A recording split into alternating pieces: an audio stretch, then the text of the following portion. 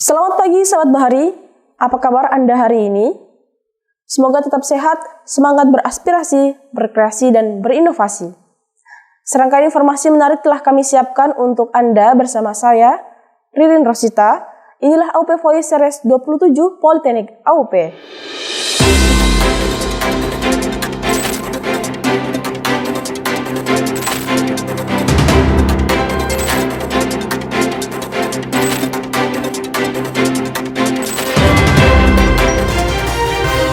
Selamat pagi sahabat Bahari, tidak dapat dipungkiri kegiatan penyuluhan perikanan memiliki peranan penting dalam mendukung kemajuan pembangunan nasional di sektor kelautan dan perikanan.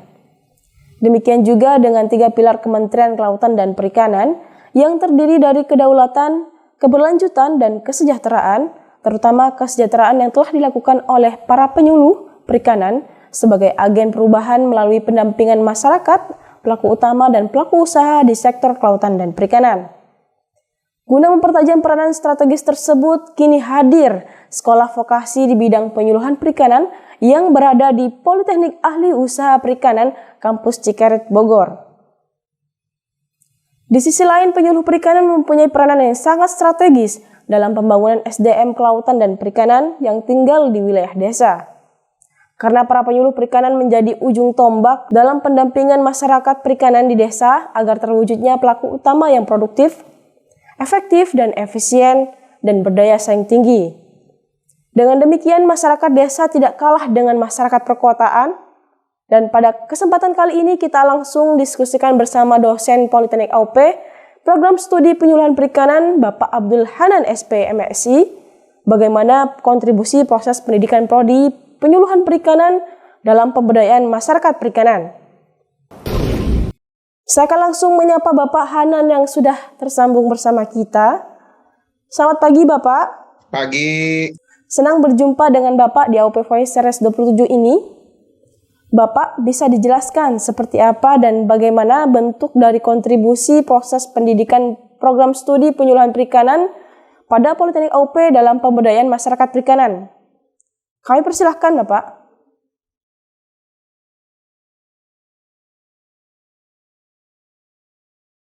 Baik, terima kasih.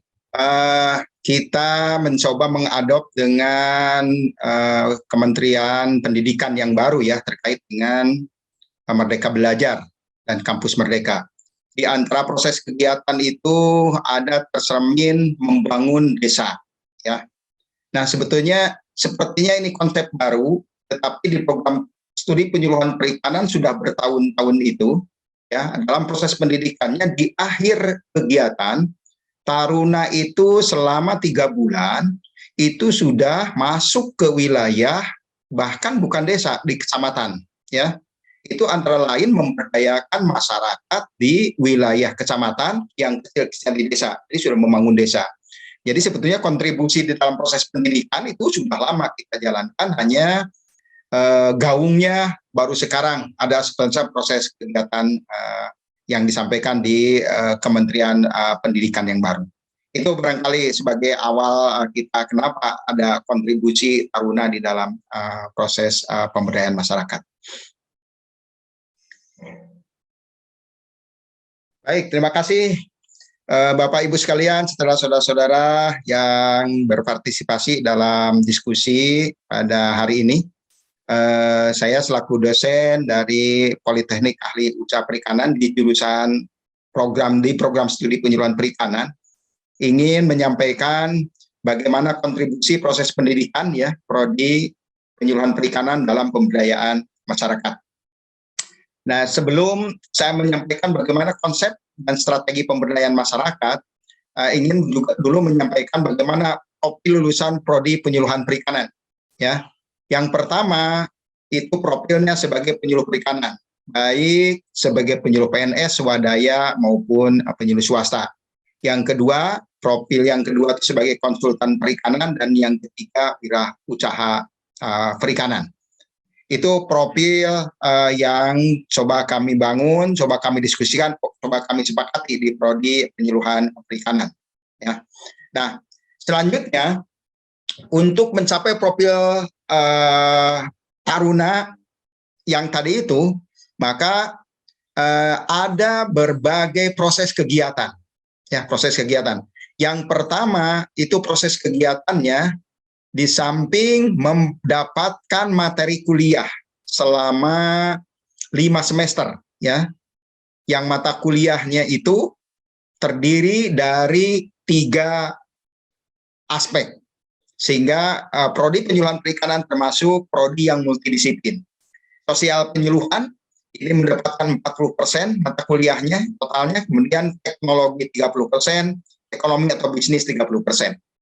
Nah, kemudian di semester kelima itu untuk membekali profil yang tadi, maka taruna diwajibkan magang, ya, semagang selama 1 bulan, yaitu terkait dengan teknologi dan bisnis perikanan. Nah, kenapa teknologi dan bisnis perikanan ini menjadi topik magang untuk prodi penyuluhan perikanan?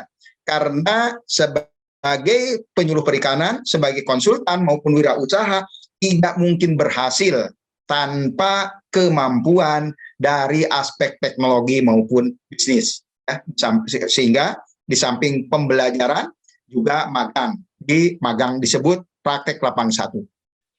Kemudian praktek lapang 2 itu bagaimana ketika mereka sudah mempunyai kemampuan, kredibilitas di bidang teknologi dan bisnis, mereka melakukan magang penyuluhan. Dalam hal ini mereka diharapkan punya kemampuan mendifusikan, ya, teknologi maupun bisnis yang telah dipelajari sebelumnya. Nah, kemudian mulai di praktik lapang 2 pun mulailah di sini yang disebut mulai ada cikal bakal pemberdayaan masyarakat. Taruna melakukan identifikasi potensi dan permasalahan perikanan di 1 wilayah kecamatan. Ya, ini di semester 7 di wilayah kecamatan. Yang tentunya di kegiatan mereka belajar itu membangun desa, tapi sebenarnya taruna membangun beberapa desa. Nah, ketika mengidentifikasi potensi, maka metode yang digunakan adalah metode partisipatif rural appraisal, atau bagaimana masyarakat punya kemampuan memahami, mempunyai kemampuan tahu dan memahami data serta permasalahan di wilayahnya. Nah, taruna dalam hari ini melakukan kegiatan bersama masyarakat menggali potensi dan permasalahan di suatu wilayah dengan melibatkan mereka. Dan dalam konsep itu pemberdayaan masyarakat sudah dimulai. Nah, kemudian di akhir kegiatan, ya, di semester 8 taruna melakukan praktek akhir aksi penyuluhan. Nah, aksi penyuluhan ini adalah bagian dari bagaimana data yang diambil sebelumnya, permasalahan yang sebelumnya dipecahkan taruna bersama masyarakat dilakukan di praktek akhir. Itu selama 3 bulan. Disinilah, ya, titik akhirnya atau mulai kontribusinya bagaimana memberdayakan masyarakat. Ya, aksi penyuluhan itu adalah suatu kegiatan bagaimana memberdayakan masyarakat. Itu konsep besarnya dari kontribusi taruna di dalam pemberdayaan masyarakat.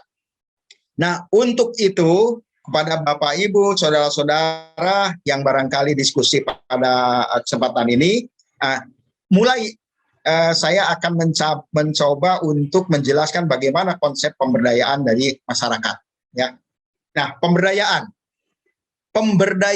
itu bisa berhasil apabila ada orang yang memberdayakan. Ya, orang yang memberdayakan selama ini disebut penyuluh atau pendamping. Ya. Kemudian ada dua perbedaan bagaimana paradigma lama pemberdayaan, ya, terkait dengan pemberdayaan masyarakat. Ketika paradigma lama itu menyampaikan bahwa menyuruh, ya, pemberdayaan itu adalah menyuruh atau mengerjakan sesuatu yang dianggap baik oleh orang yang dianggap lebih tahu kepada orang-orang belum tahu atau kurang tahu. Penyuluh, pendamping atau pemberdaya dalam hal ini dianggap orang yang paling tahu atau serba tahu. Itu paradigma lama, ya. Maka di dalam proses pendidikan mencoba taruna masuk di paradigma baru. Di paradigma baru ini adalah mengajak serta orang lain untuk bersama-sama melakukan sesuatu yang terbaik tanpa mengabaikan kearifan lokal yang telah ada. Penyuluh, pendamping atau pemberdaya, dan masyarakat bersama-sama menggali, mencari tahu yang terbaik. Itu tercermin di praktek Lapang 2 dan di praktek akhir Taruna. Ini paradigma baru yang diterapkan. Tentunya untuk bisa ke paradigma baru, Taruna dibekali dengan berbagai teori, ya, berbagai kegiatan praktik untuk bagaimana bisa menjadi pemberdaya yang baik. Nah, kemudian kita masuk ke pengertian pemberdayaan. Dari beberapa orang, tapi diambil 3, ya, supaya kita masuk ada benang merahnya. Apa itu konsep pemberdayaan? Jadi, menurut Suhendra 2006, pemberdayaan itu adalah suatu kegiatan yang berkesinambungan. Ya, artinya kegiatan pemberdayaan tidak mungkin hit and run, hanya mengerjakan, tidak dikerjakan lagi, harus berkesinambungan, harus terus-menerus, dinamis, ya, secara sinergi mendorong keterlibatan semua potensi yang ada secara evolutif dengan keterlibatan semua potensi. Itulah konsep di PL2 sampai di aksi penyuluhan itu Taruna melakukan konsep participatory rural appraisal. Jadi melibatkan masyarakat di dalam proses kegiatan pemberdayaan. Kemudian menurut Ive dalam Suhendra juga, pemberdayaan adalah meningkatkan kekuasaan atas mereka yang kurang beruntung. Ya, empowerment. I'm increase the power of disadvantage. Artinya di sini juga Taruna harus punya konsep dan kemampuan bagaimana mereka yang kurang beruntung, mereka yang lemah itu menjadi berdaya. Inilah yang di praktek akhir Taruna punya tugas seperti itu. Walaupun barangkali dalam tataran yang kecil, tetapi sebetulnya sudah mulai masuk. Kemudian Wijaya ini menyampaikan juga terkait pemberdayaan, upaya meningkatkan kemampuan dan potensi yang dimiliki masyarakat, sehingga masyarakat dapat mewujudkan jati diri, harkat dan martabatnya secara maksimal untuk bertahan dan mengembangkan diri secara mandiri, baik di bidang ekonomi, sosial, agama, dan budaya. Oleh karena itu, hasil praktek Lapang 2 mengidentifikasi potensi wilayah dijadikan proposal oleh Taruna untuk melakukan praktek akhir. Maka di praktek akhir itu adalah Taruna punya tugas bagaimana meningkatkan kemampuan. Ya, dalam hal apa? 1, meningkatkan pengetahuan dalam hal materi yang disampaikan, dalam hal ini baik teknologi maupun bisnis, meningkatkan bagaimana sikapnya dan meningkatkan keterampilan. Oleh karena itu strategi di dalam pemberdayaan itu Taruna banyak menggunakan berbagai metode penyuluhan atau metode pemberdayaan yang dilakukan. Nah, tujuan pemberdayaan, ya, kalau kita lihat secara umum tujuan pemberdayaan. Kalau kita lihat dari bawah, 1, dari atas, perbaikan kelompok, better group. Nah, dalam hal ini apa yang dilakukan Taruna? Perbaikan kelompok, meningkatkan fungsi-fungsi kelompok. Ya, ada 8 fungsi, Taruna punya tugas di dalam praktek akhir meningkatkan fungsi-fungsi kelompok. Fungsi mana yang ditingkatkan? Berdasarkan hasil kajian bersama masyarakat, bersama kelompok pada waktu PL2 tadi. Ya. Kemudian yang kedua, perbaikan usaha, better business. Oleh karena itu dalam kegiatan praktek akhir, Taruna selalu melakukan dempon atau demonstrasi cara yang bukan hanya aspek teknis yang diukur, tetapi aspek ekonominya juga. Disitulah better business-nya masuk. Yang ketiga, perbaikan pendapatan. Ya, perbaikan pendapatan. Tentunya ketika praktek akhir, Taruna pun memberikan percontohan kegiatan produksi yang baik, baik dalam aspek kuantitas maupun kualitasnya. Ya, sehingga berharap dengan peningkatan kualitas dan kuantitas itu pendapatan si pembudidaya ikan, pengolah ikan maupun nelayan itu bisa. Dan yang berikutnya itu juga ada konsep bagaimana perbaikan lingkungan, better environment. Ya, sehingga Taruna dalam hal ini bukan hanya semata-mata meningkatkan produksi, dan produktivitas, tetapi perhatikan kelestarian lingkungan.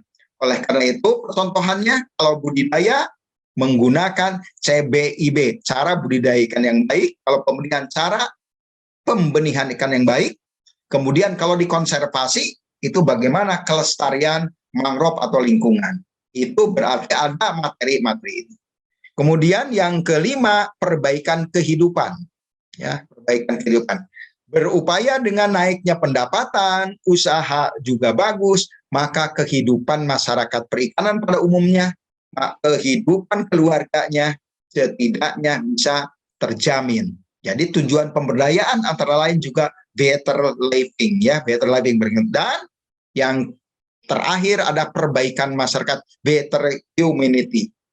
Dengan adanya tujuan pemberdayaan, maka di antara masyarakat itu berharap adanya satu sinergi, ada satu kekompakan bagaimana orang saling memberdayakan.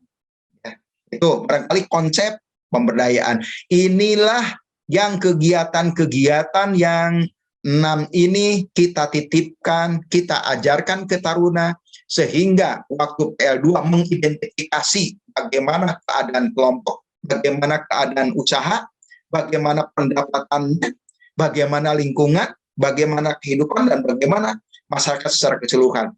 Yang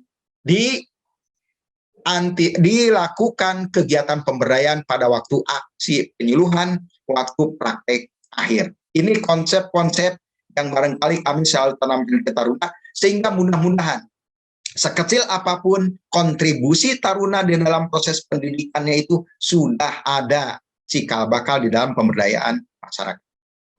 Nah, kembali kepada awal. Sebetulnya pemberdayaan itu, ya, awalnya itu adalah penyuluhan. Penyuluhan itu kata lain pemberdayaan. Dan penyuluhan pun kata lainnya adalah pendidikan. Jadi ketika bicara kita penyuluhan, maka identik dengan pemberdayaan, identik dengan pendidikan. Walaupun sekarang yang ada adalah Kementerian Pemberdayaan dan Kementerian Pendidikan. Sebetulnya awal mula sejarahnya itu adalah penyuluhan. Ya. Nah, karena penyuluhan itu pemberdayaan atau pendidikan, maka di dalam proses kegiatannya harus dilandasi suasana bebas atau demokratis, kondusif untuk proses belajar. Nah, itu ya. Sehingga taruna ketika nanti di lapangan, ketika praktek akhir, maka mereka harus punya kemampuan dalam proses kegiatan aksi penyuluhannya, proses yang kondusif, disenangi oleh masyarakat, karena prinsipnya tinggal di masyarakat. Kemudian, ya, konsepnya yang kedua, komunikasi dan interaksi yang akrab antara taruna dalam hal ini SDM dan klien dan penyuluh, ya, SDM klien dan masyarakat dengan penyuluh dengan taruna, harus ada komunikasi dan interaksi. Oleh karena itu tadi disampaikan bukan hanya taruna belajar teknologi, tapi belajar komunikasi penyuluhan hampir 40%. Karena prinsipnya, ya, banyak orang yang pinter teknologi bisnis, tetapi hanya untuk dirinya sendiri, tidak bisa menyampaikan kepada orang lain. Sebaliknya, banyak orang yang bisa bicara, bisa diterima omongannya orang-orang lain, tapi tidak punya materi teknologi.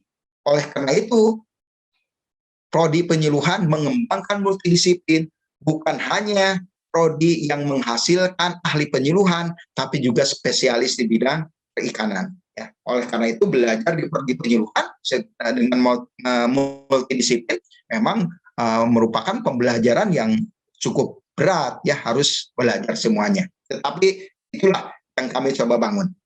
Ya, nah, karena penyuluhan itu pendidikan, maka mestinya terjadi proses belajar dan mengajar. Penyuluhan itu dikatakan kegiatan penyuluhan berjalan atau pendidikan berjalan oleh taruna apabila terjadi proses belajar dan mengajar atau proses mendidik. Ya. Dimulai dengan memberikan informasi atau contoh. Ya, nah, taruna dimulai dengan memberikan informasi. Oleh karena itu metode tadi strategi pemberdayaan, metodenya ada ceramah. Memberikan contoh ada dempon. Ini kalau kita pinjam konsep falsafah pendidikan Hajar Dewantara, Maka di dalam proses penyuluhan atau pemberdayaan itu ingarso sung tulodo. Itu dimulai dengan memberikan informasi atau contoh. Kemudian yang kedua, klien atau masyarakat berharap aktif bertanya, berdiskusi, memberikan tanggapan. Nah, itu harus ada proses di situ. Nah, Taruna itu diwajibkan untuk komunikasi dua arah, sehingga klien atau masyarakat itu aktif bertanya, berdiskusi, memberikan tanggapan. Ini konsep Ki-Harja Dewantara ing madya mangun karsa.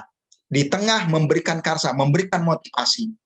Sehingga belajar kegiatan motivasi sangat penting.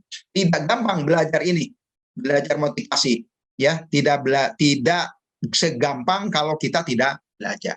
Nah, kemudian proses memberi penjelasan penguasaan materi. Berharap masyarakat setelah diberikan penyuluhan atau pemberdayaan itu menguasai materi, ilmu dan teknologi dan lain-lain sampai dikuasai dan dimanfaatkan. Disitulah ya konsep pemberdayaan. Sampai dikuasai dan dimanfaatkan kemandirian masyarakat. Sehingga disebut tuturi handayani. Jadi pendidikan penyuluhan dan pendidikan konsepnya adalah sama dengan pendidikan. Ing ngarso sung tulodo, ing madya mangun karsa dan tuturi handayani. Nah, kemudian kita tuh melihat penyuluhan atau pemberdayaan perikanan. Penyuluhan itu merupakan proses pembelajaran. Maka sama tadi katakan pendidikan. Bagi siapa? Di dalam Undang-Undang Nomor 16 Tahun 2006 disebut pelaku utama dan pelaku usaha perikanan. Ketika bicara pelaku utama, pelaku usaha, maka dalamnya siapa? Ada nelayan, pembudidaya ikan, pengolah ikan, pemasar ikan, petambak garam, disebut pelaku utama atau pelaku usaha perikanan. Itu yang disebut proses pembelajaran. Dan siapa penyuluhan itu? Yang tadi itu. Agar mereka apa? Tahu. Ya. Konsepnya bagaimana memberitahu yang tidak tahu. Itu konsep penyuluhan pemberdayaan. Kemudian agar mereka mau menerapkan teknologi baru, menerapkan kelestarian mereka dengan pemberdayaan, dengan penyuluhan berharap meningkatnya kemauan terkait dengan hal-hal yang baik dan meningkatkan kemampuan. Jadi bukan hanya tahu atau mau, tapi mereka pun bisa mengerjakan. Sehingga konsep penyuluhan pemberdayaan itu mereka harus tahu, harus mau ujungnya, dan harus mampu. Mampu apa? Menolong serta mengorganisasikan dirinya. Ujungnya dalam apa? Mengakses informasi pasar, ya. Sehingga di sini materi-materi bisnis ekonomi masuk. Mengakses teknologi. Bagaimana seorang penyuluh pemberdaya itu bisa meningkatkan pengetahuan sikap atau keterampilan kalau juga mereka tidak tahu tadi informasi pasar dan teknologi, oleh karena itu harus belajar. Taruna dalam hal ini harus belajar. Permodalan termasuk ekonomi dan sumber daya lainnya sebagai upaya untuk meningkatkan apa? Produktivitas. Selalu ujung dari kegiatan usaha adalah produktivitas, efisiensi usaha, peningkatan pendapatan dan kesejahteraan, serta meningkatkan kesadaran dalam pelestarian lingkungan hidup yang mandiri dan berkelanjutan. Jadi kegiatan penyuluhan itu merupakan kegiatan yang mulia sebetulnya, karena kita bagaimana memberdayakan orang untuk tahu, mau, dan mampu. Nah, kemudian tahapan pemberdayaan. Ya. Sebetulnya secara konseptual tahapan pemberdayaan yang saya coba gabungkan dengan tadi kontribusi proses pendidikan, tahap persiapan. Tahap persiapan yaitu penyiapan petugas, yaitu tenaga pemberdayaan masyarakat. Nah, di dalam proses pendidikan di jurusan Prodi Penyuluhan Perikanan, maka yang tahap persiapan itu menyiapkan taruna belajar materi kuliah, teori maupun praktek, magang PL1 dari semester 1 sampai semester 5. Itu penyiapan. 2, tahapan pengkajian. Ya, sebenarnya tahapan pemberdayaan, tahapan pengkajian atau assessment, yaitu proses pengkajian dilakukan secara individual melalui kelompok-kelompok dalam masyarakat. Dalam kegiatan proses belajar mengajar, tanpa berusaha mengidentifikasi masalah kebutuhan yang dirasakan, feel need, dan juga sumber daya yang dimiliki oleh masyarakat. Ini dilakukan pada praktek tahap 2 semester 7 melakukan tahap pengkajian. Kita coba mengadop tahapan pemberdayaan dengan proses pendidikan. Jadi ada PL2 untuk tahap pengkajian.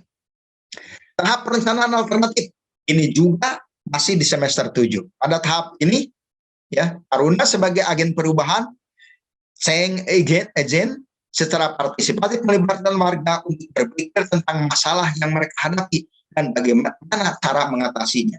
Di PL2 inilah Taruna melakukan PRA, Participative Rural Appraisal, sehingga warga masyarakat sebagai sasaran penyuluhan, dalam hal ini Taruna di kecamatan, bukan hanya sekedar menjadi objek, ya, objek dari perubahan, tapi menjadi subjek perubahan juga. Nah, oleh karena itu, Taruna melibatkan masyarakat untuk mengidentifikasi, mendata, baik data maupun masalah di wilayahnya dan bagaimana mengatasinya.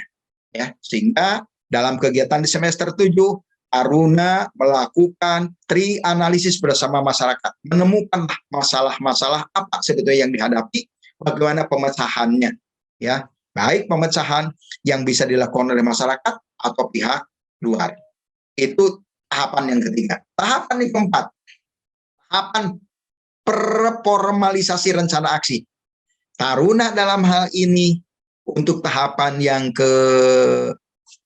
keempat, tahapan yang keempat adalah menyusun proposal.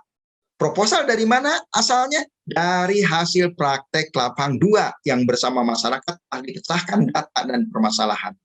Nah, kemudian yang kelima, ya, tahap pelaksanaan atau implementasi. Dalam pemberdayaan ada kelima. Tahap kelima itu adalah implementasi program atau kegiatan.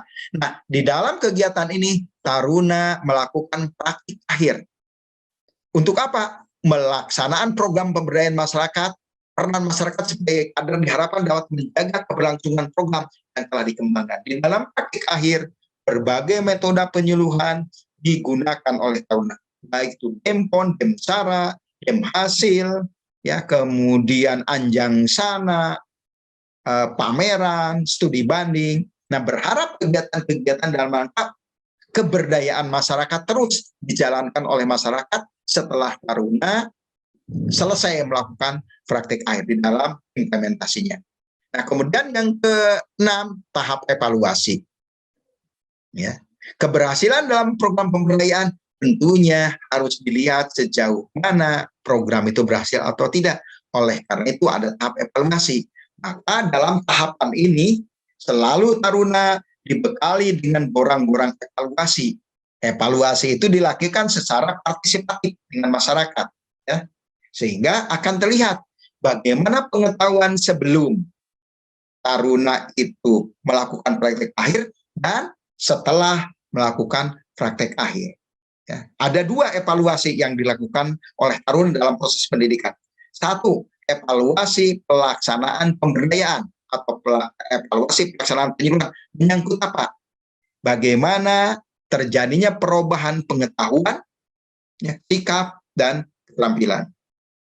Bapak Ibu sekalian atau saudara-saudara, kalau bisa mendodot laporan praktek akhir Taruna, selalu tampil bagaimana evaluasi ketiga aspek itu. Yang kedua, evaluasi dampak dari kegiatan penyuluhan. Selama Taruna 3 bulan, berharap ada dampak yang juga bisa dilihat. Ya, apa dampak, evaluasi dampak yang tentunya selama 3 bulan bisa dilakukan di dalam proses pemberdayaan? Setidaknya proses adopsi dari materi yang disarankan atau dicontohkan oleh Taruna. Ya, dampak yang paling bagus ada dilihat terjadinya proses peningkatan produksi dan peningkatan pendapatan, walaupun dalam 3 bulan. Nah, oleh karena itu seringkali Taruna mencari kegiatan-kegiatan yang evaluasi dampak dan bisa. Contohnya pembenihan ikan. Pembenihan ikan itu dalam waktu 1 bulan bisa terlihat bagaimana produksi, bagaimana pendapatannya. Jadi barangkali kalau itu kegiatan budidaya ikan yang panennya lebih dari 3 bulan, maka evaluasi dampak produksi, produktivitas pendapatan itu agak sulit untuk dievaluasi. Jadi 6 tahapan pemberdayaan dalam proses pendidikan, kontribusi proses pendidikan sudah masuk semuanya. Itu barangkali kalau kalian lihat judul, sebenarnya kita lihat konsep umum pemberdayaan. Ada 6 tahapan. 6-6-nya Taruna sudah masuk di dalam proses pendidikan. Nah, contoh kegiatan praktik akhir Taruna terkait pemberdayaan. Ya. Ada satu contoh judul, pemberdayaan kelompok melalui penumbuhan minat eduwisata dan perbaikan teknologi budaya ikan lele mutiara. Ini contoh judul kontribusi ya proses pendidikan di dalam pemberdayaan masyarakat. Judulnya sudah mengarah kepada judul-judul yang terkait dengan pemberdayaan. Ya, ini contoh juga yang dipresentasikan di dalam seminar internasional ya. Ini sama, the Edutourism Fisheries as an Alternative of Development. Jadi sebetulnya ini satu studi kasus Taruna melakukan penumbuhan fungsi kelompok menjadi minat eduwisata di Bali. Dan ini diseminarkan di internasional. Yang ketiga, pemberdayaan kelompok pembesaran ikan nila. Kemudian yang keempat, pemberdayaan kelompok pengolahan dan pemasaran. Artinya, Taruna di Prodi Penyuluhan Perikanan tidak mungkin bisa melakukan pemberdayaan kalau mereka tidak punya kemampuan teknologi dan bisnis. Sehingga judul-judul ini muncul karena mereka memang punya kemampuan. Satu, kemampuan di dalam ilmu-ilmu pemberdayaan atau ilmu penyuluhan. Yang kedua, punya juga pengetahuan, keterampilan dalam ilmu-ilmu teknologi dan bisnis. Sehingga muncullah judul-judul pemberdayaan.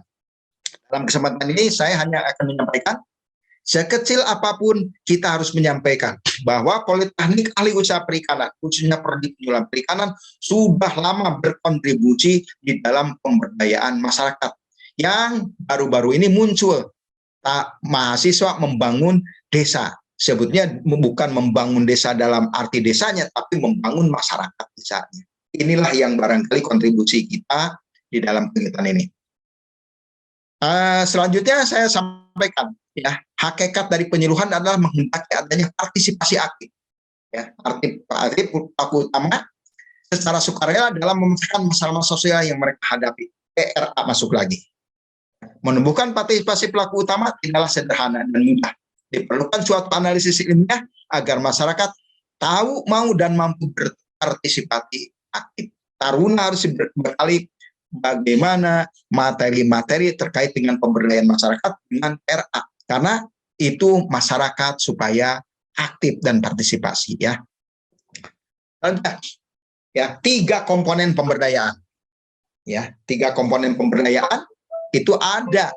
Harus ada apa komponennya? Ada sasaran yang diberdayakan. Sasaran penyuluhan atau pemberdayaan. Siapa? Dalam hal ini masyarakat perikanan. Yang kedua, harus ada pemberdaya. Dalam hal ini penyuluh atau pemberdaya. Yang ketiga, harus ada ipteknya, ilmu dan teknologi. Jadi 3 komponen wajib di dalam pemberdayaan ini mesti ada. Sehingga kalau ada suatu kegiatan pemberdayaan, tapi orang yang penyuluh atau yang pemberdaya itu tidak menguasai iptek, sama dengan hampa. Hampa itu artinya kosong, tidak ada apa-apa, tidak ada isinya. Orang hanya ngomong tapi tidak ada isinya. Selanjutnya, kalau ada konsep gembar-gembor pemberdayaan tapi tidak ada penyuluh atau pemberdaya, maka sebetulnya sama dengan lumpuh. Pemberdayaan lumpuh kalau tidak ada pemberdaya atau penyuluhnya. Dan yang ketiga dari gambar itu, kalau pemberdayaan pun ada penyuluhnya, penyuluh atau pemberdaya juga menguasai, tapi tidak tahu masyarakat mana yang mau diberdayakan, maka sama dengan bohong. Artinya 3 komponen ini punya irisan, punya wajib ada 3-tiganya dalam konsep pemberdayaan. Nah, kemudian syarat penting apa? Sasaran, mau belajar, mau berdaya, ya. Pelaku utama akan belajar dengan baik, efektif, lebih berat apabila mempunyai keinginan yang kuat untuk belajar. Keinginan akan muncul bila dia tahu bahwa dengan belajar dapat terpenuhi sebagian atau seluruh kebutuhan dasarnya.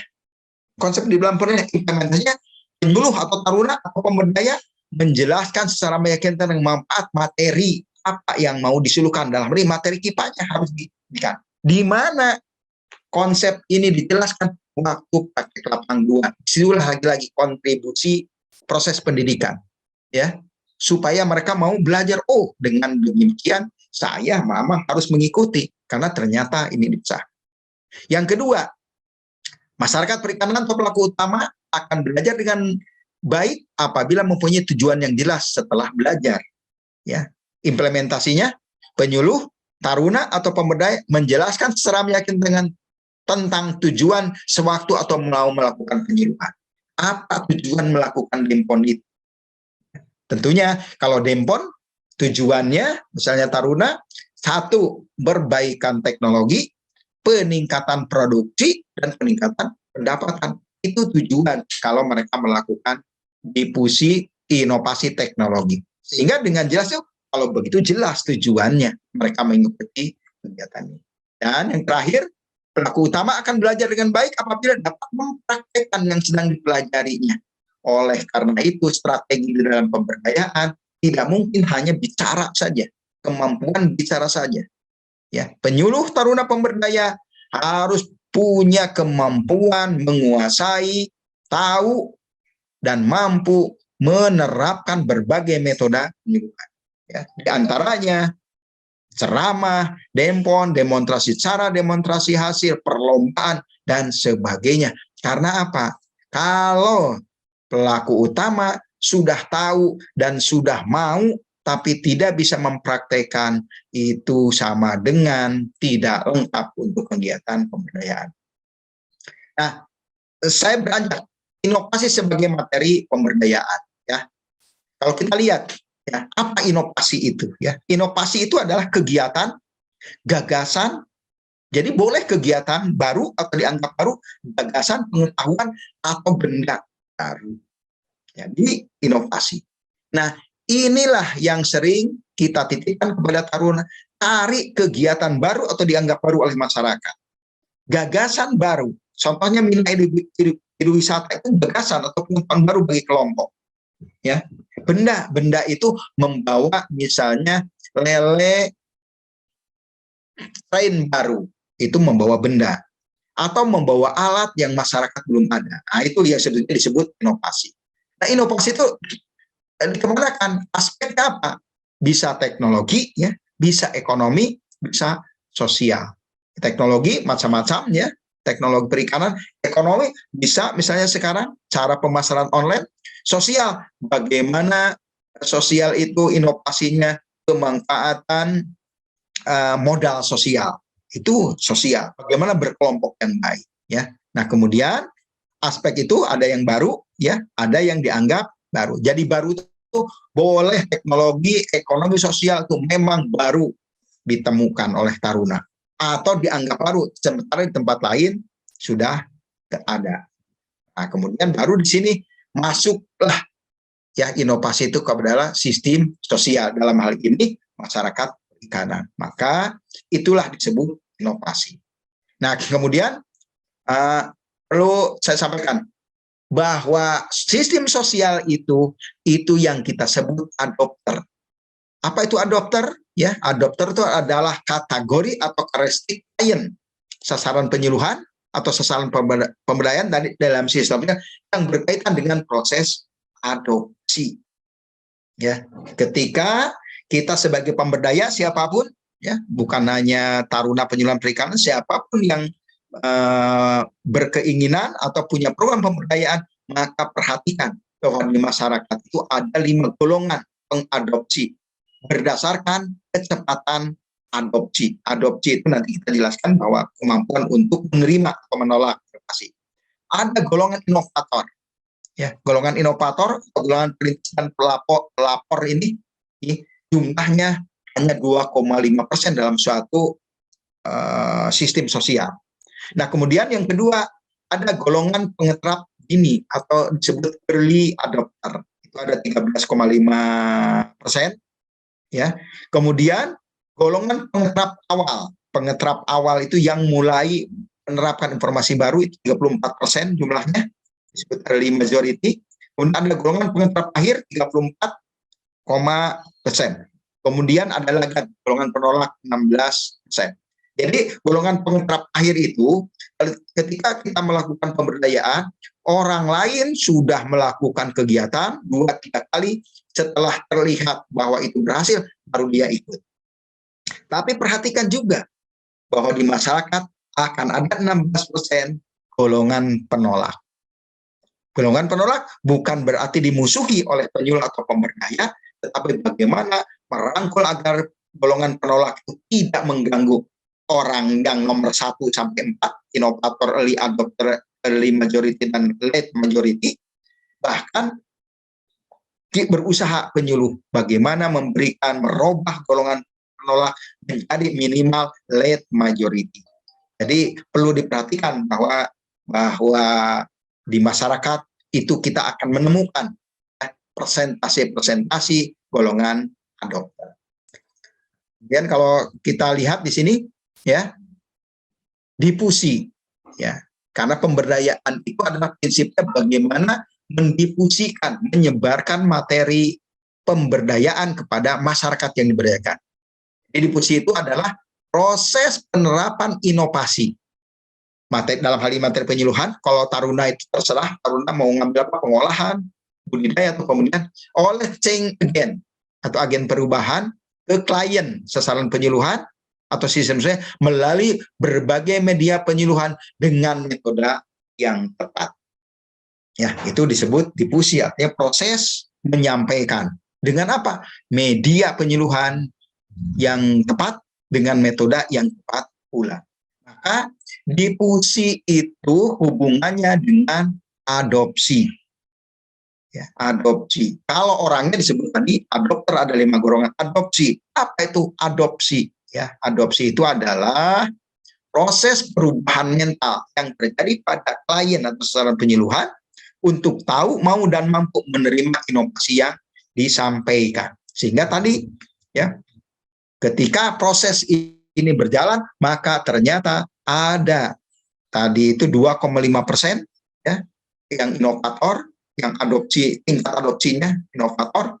Kemudian ada yang 34% late, pengeterap awal, 34% pengeterap akhir, tetapi juga ada orang yang tidak mau mengadopsi, disebut penolak 16%. Nah, kalau kita lihat bagaimana aksi pemberdayaan taruna pada kita, ya. Inovasi. Taruna selalu harus belajar inovasi, membawa inovasi. Inovasi tadi baik aspek teknologi, bisnis maupun sosial. Baik gagasan, pengetahuan atau ide atau benda baru. Nah, inovasi itu oleh taruna didifusikan. Tadi pengertian difusi sudah disebarkan. Ya, inovasi dipegang oleh taruna, dipelajari oleh taruna selama proses pendidikan, maka di tugas akhir itu didifusikan kepada siapa? Kepada target group. Dalam hal ini, karena wilayahnya satu kecamatan untuk prodi penyuluhan perikanan, maka itu ke masyarakat perikanan. Sehingga berarti apa? Berharap masyarakat itu mengadopsi. Nah, sehingga kalau kita lihat tanah kembali setelah mengadopsi, evaluasi. Kalau adopsinya lambat, apakah inovasinya, apakah kredibel tarunanya, atau proses difusinya, atau karakteristiknya yang kita keliru. Selalu ada evaluasi di dalam proses pemberdayaan. Konsep besarnya seperti itu. Sehingga taruna selalu di dalam kegiatan kita mengevaluasi ketika hasil adopsinya seperti A atau seperti B. Sehingga kalau kita lihat di sini, ya, apa kalau kita lihat evaluasi inovasi? Ciri-ciri inovasi materi dalam bentuk media yang cepat diadopsi. Mestinya punya 5 kriteria. Pertama, ya, inovasi itu akan cepat diadopsi apabila tidak rumit. Oleh karena itu, bagaimana taruna itu hasil pembelajaran dari dosen, hasil penelitian, diramu dan diracik menjadi materi yang tidak rumit untuk disampaikan. Yang kedua, ketika di PL2 mengidentifikasi inovasi-inovasi apa saja yang sebenarnya dibutuhkan dan diterima. Ya, jadi mengidentifikasi DP luar, oh ternyata ini yang dibutuhkan. Maka pertama yang dibutuhkan itu sudah diramu dan diracik tidak rumit. Yang kedua berarti sudah ada 2 modal ya untuk tetap diadopsi. Yang ketiga apa? Keuntungan relatif. Ya, tentunya di dalam masyarakat akan mengadopsi apabila keuntungan melakukan kegiatan baru relatif lebih menguntungkan dibandingkan dengan kegiatan yang lama. Nah, yang keempat mudah dicoba. Ya, inovasi ketika mudah dicoba dalam skala kecil, ketika mudah dicoba dalam waktu yang cukup singkat, maka menjadi modal untuk cepatnya diadopsi. Dan yang kelima, dapat diamati hasilnya. Jadi harus cepat bisa diamati hasilnya. Maka itulah yang disebut pendukung cepatnya diadopsi materi. Jadi siapapun yang sebagai pemberdaya masyarakat, sebagai penyuluh perikanan, perhatikan atribut kelima ciri inovasi ini kalau memang mau materi ini cepat diadopsi. Diadopsi itu artinya diterima, dilaksanakan, diterapkan oleh masyarakat. Ya. Nah, saya ambil contoh ya, satu penelitian ini terkait dengan penggunaan kincir air ya, kincir air pada budidaya ikan nila. Selama ini kalau kita lihat kincir air itu banyak digunakan dalam kegiatan budidaya udang windu, ya, udang paname yang memang tren ekonominya tinggi. Tetapi kami melakukan penelitian di Sleman. Di Sleman itu ada satu kawasan budidaya ikan nila merah. Mereka coba menggunakan kincir, ya, kincir di dalam budidaya ikan nila. Ketika kita lihat satu orang yang memberikan contoh, dalam 1 tahun ternyata hampir 75% semua pembudidaya nila, khususnya pembesaran ikan nila, itu menggunakan kincir air. Ada yang menarik, kenapa kincir air itu digunakan di budidaya ikan nila? Padahal kincir air itu menambah biaya. Ya, menambah biaya. Beli kincirnya, ada listrik, tapi orang tetap mengadopsi. Semua orang ingin menggunakan. Ternyata setelah hasil penelitian menunjukkan bahwa dengan menggunakan kincir air, relatif keuntungan relatif ternyata lebih besar dibandingkan dengan tidak menggunakan. Jadi sebenarnya mengeluarkan tambahan biaya, tetapi meningkatkan pendapatan melebihi dari pengeluaran biaya.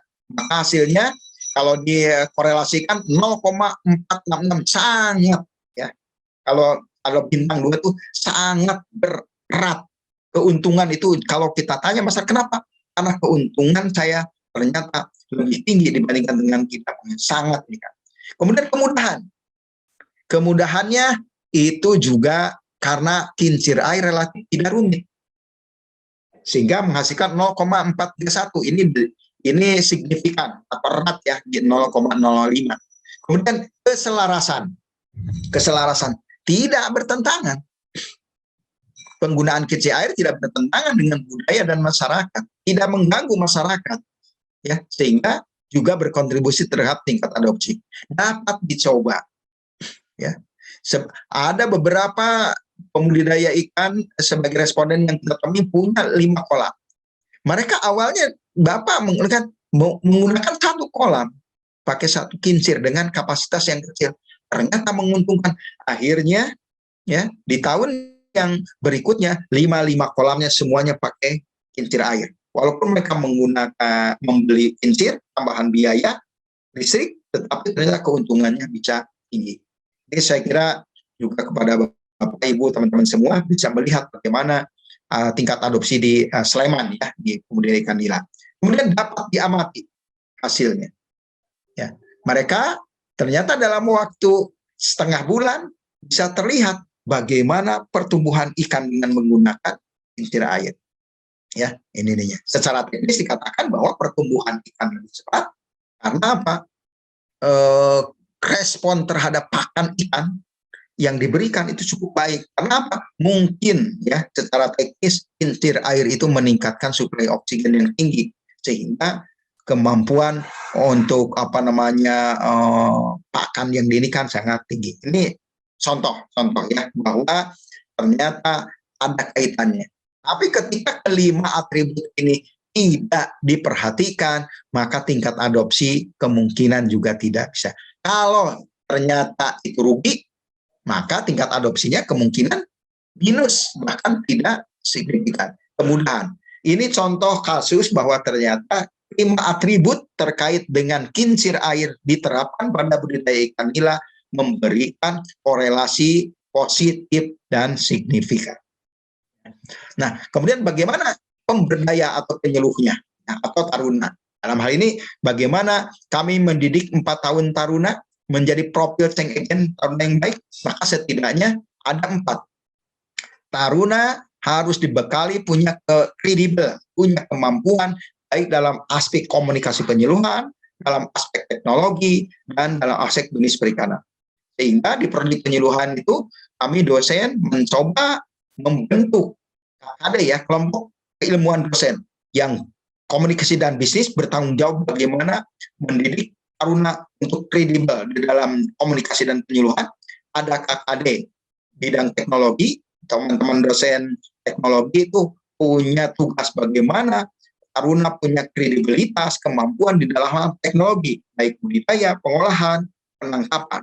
Kemudian ada KKD ekonomi, itu bagaimana taruna punya kemampuan dalam hal perhitungan usaha, pemasaran, dan segala macam. Itu kami mencoba untuk membentuk itu, sehingga kontribusi ini berharap signifikan dengan pemberdayaan masyarakat.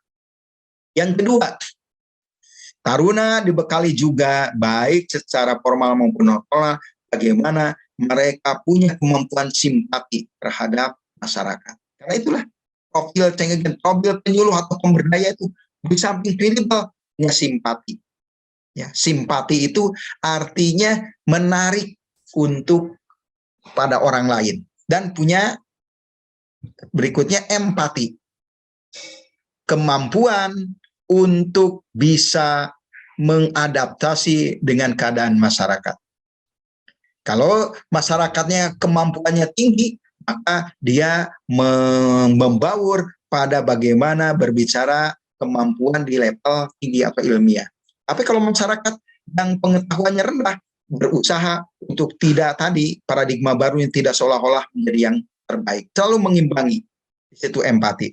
Dan yang keempat, daya tarik. Kemampuan daya tarik menjadi sangat penting bagi taruna, daya tarik di dalam penampilan maupun dalam bicara dalam bergaul. Karena ini menjadi kunci sukses di dalam pemberdayaan. Siapapun mau jadi pemberdaya, pendamping, maka sebetulnya satu kredibilitas mesti dimiliki, harus punya simpati, empati, dan daya tarik. Maka sebetulnya ini juga pendukung tepatnya materi yang diadopsi. Ya, jadi kalau taruna-taruna sudah punya kemampuan ini, maka materi yang disampaikan ini ada jaminan itu diadopsi. Nah, kemudian saya lagi-lagi hasil penelitian penyuluh di Sleman, bagaimana profil mereka terhadap kecepatan adopsi kincir air. Karena penyuluh yang memang menyampaikan untuk menggunakan kincir air, ternyata kredibilitas kemampuan mereka, kemampuan di dalam mengkomunikasikan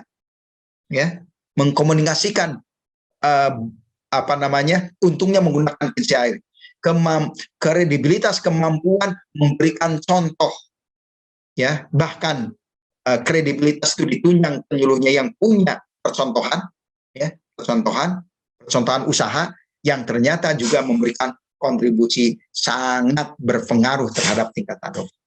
Yang kedua, daya tarik tidak pernah bohong, kemudian kemampuan bicara yang baik, kemampuan memberikan contoh yang betul, itu menjadi tingkat adopsi yang tinggi. Kejujuran ternyata di daya tarik inilah yang menjadi kunci juga, sehingga berkorelasi terhadap tingkat adopsi. Dan yang ketiga adalah ternyata penyuluh-penyuluh yang di Sleman punya empati yang sangat tinggi. Hingga ini sangat signifikan terhadap tingkat adopsi. Jadi mereka kalau dilihat dari urutan-urutannya, ternyata empati penyuluh terhadap masyarakat memberikan nilai tingkat adopsi yang tinggi. Karena apa? Sangat signifikan. Dimulai dari empati. Mereka mau mendekati, mau bicara.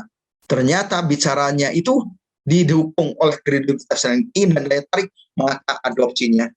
Sehingga nilai manfaat, semua pembudidaya ikan nila, khususnya pembesaran ikan nila, menerima manfaat peningkatan pendapatan di sana ya, pendapatan dan kesejahteraan yang baik. Ditambah dengan kelompok yang ini. Ini contoh-contoh bagaimana Taruna memberdayakan kontribusi Taruna proses pendidikan ya, Taruna di dalam ini. Ini contoh Taruna Dempon ya, Dempon. Ini tahun 2016. Ya, kebetulan saya sebagai pembimbingnya.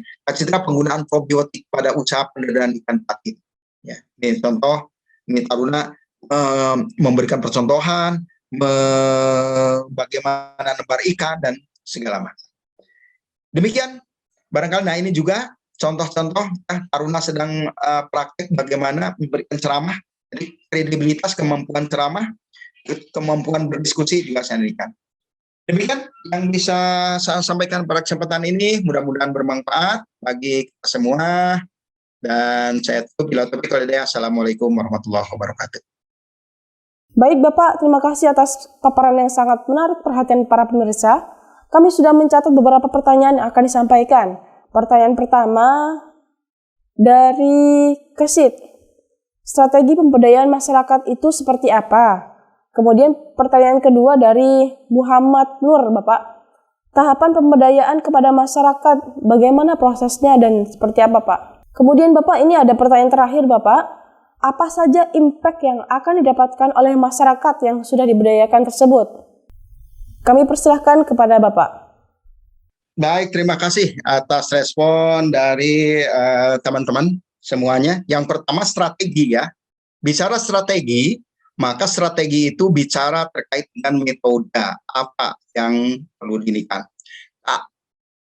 Sebagus apapun materi pemberdayaan, sebagus apapun kemampuan kita menguasai materi, apabila strategi pemberdayaannya tidak bagus, maka pemberdayaan itu kemungkinan tidak bisa berhasil.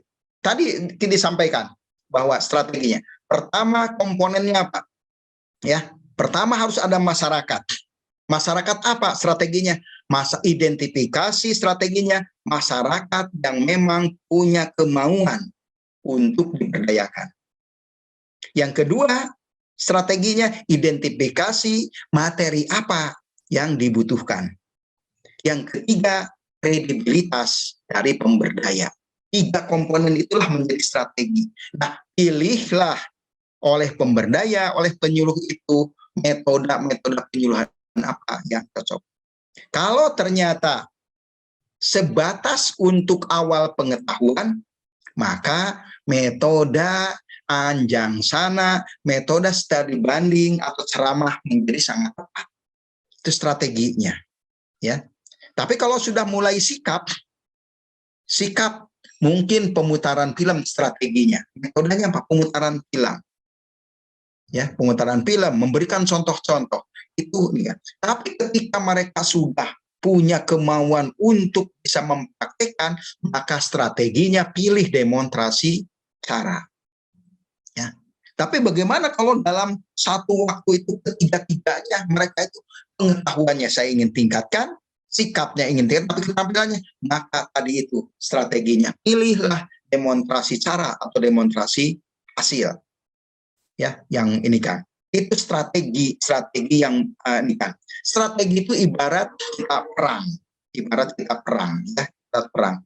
Apakah kita ini mesti bertahan dulu atau kita mesti menyerang, ya, atau kita kerjasama.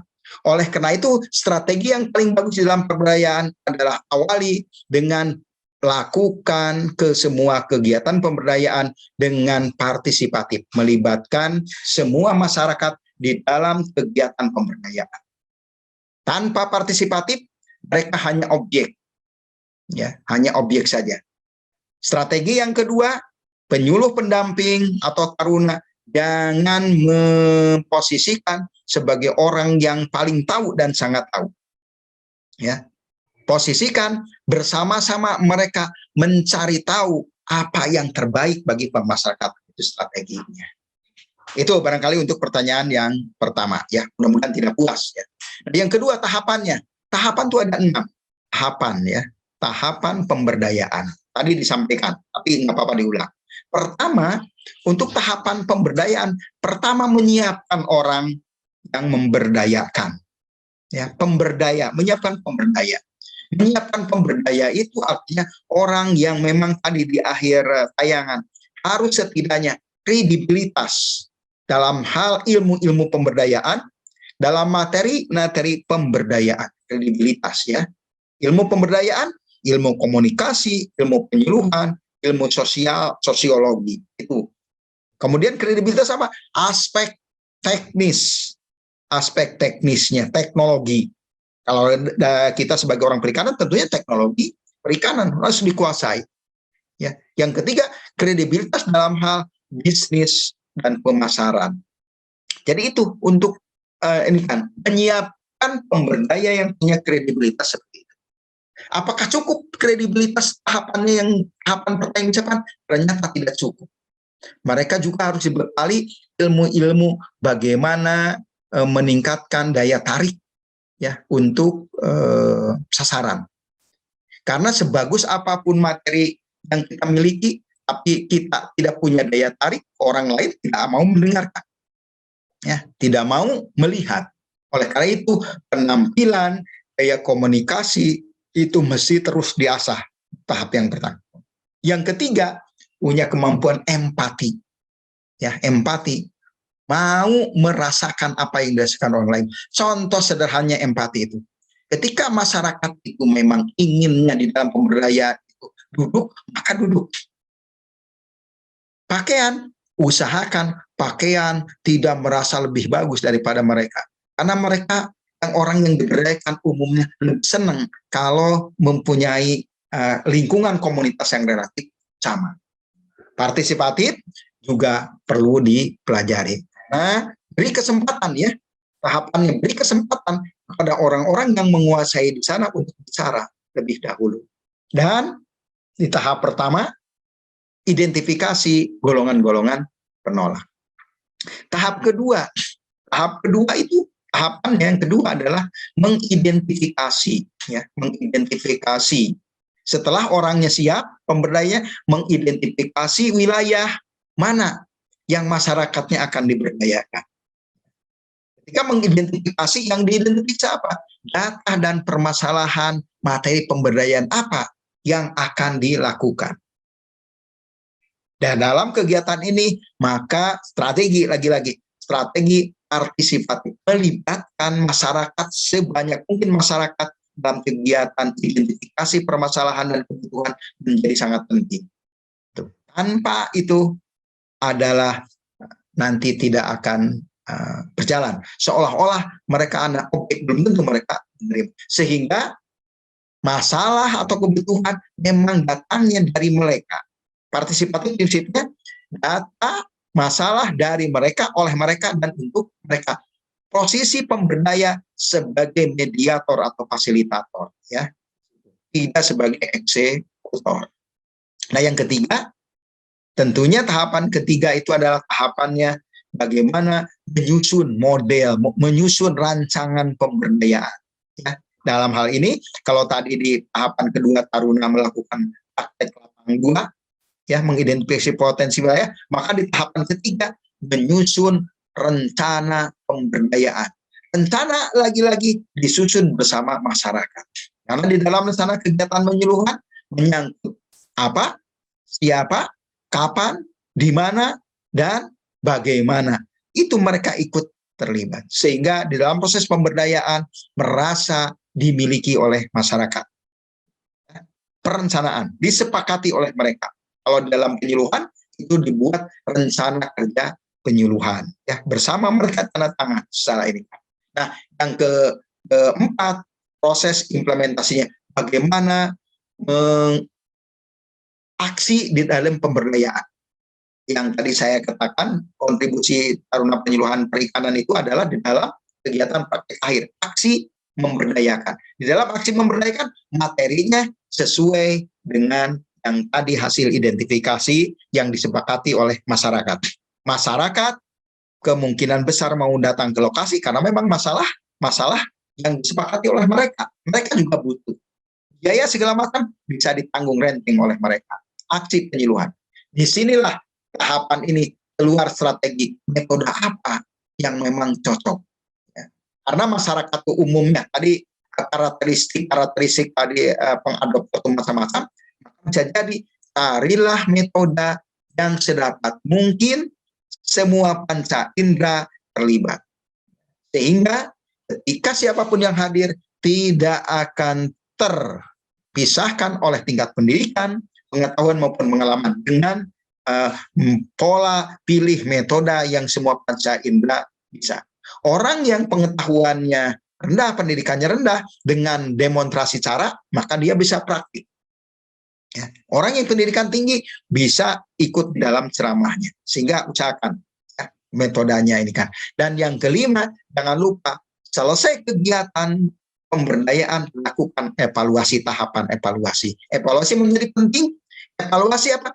Evaluasi bukan evaluasi dari luar, tapi evaluasi bersama-sama dengan masyarakat. Ya, evaluasi aspek perilakunya. Mereka juga harus menyadari apakah pengetahuan mereka setelah aksi pemberdayaan meningkat atau tidak. Mereka yang menyampaikan. Kalau tidak meningkat, diulang. Kalau yang sudah, jadikanlah dia sebagai orang yang ikut memberdayakan orang lain. Ya.